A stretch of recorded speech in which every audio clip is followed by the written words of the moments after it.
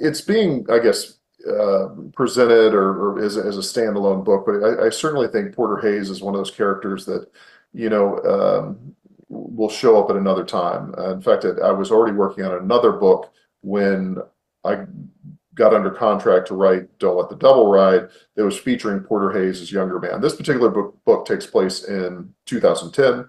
Some people might not even notice that, but there was reasons for that, including Porter Hayes's age, because he is a Vietnam veteran, and then also there were reasons dealing with the recession and people really desperate for money.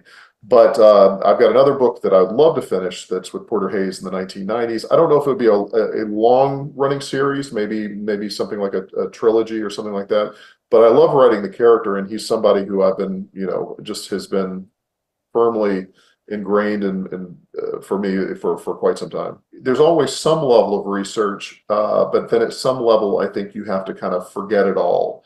I think David Milch said that about when he was working on Deadwood, that he tried to learn everything he could about the city of Deadwood and everything about Wild Bill Hickok, and Bullard and everything. But then at that point, he tried to make it his own. And so something for like Don't Let the Devil Ride, there's so much I want to tell you about Stax Records in Memphis and the history of Elvis and the history of the city, whatever. But I leave all that stuff out. So I think it's a good thing to know everything you can. But of course, with the great Hemingway iceberg theory is keep a lot of that stuff. Your readers will get that you know a lot. You don't have to show that stuff off.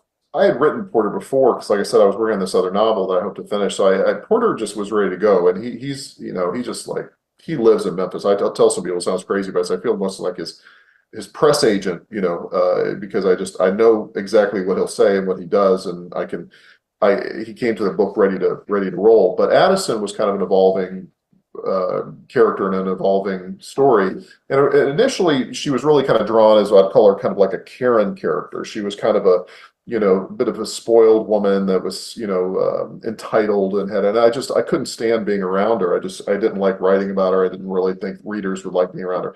So initially, when we first meet her, I think that people think because of her social status that she is a entitled kind of out of reach, out of touch woman.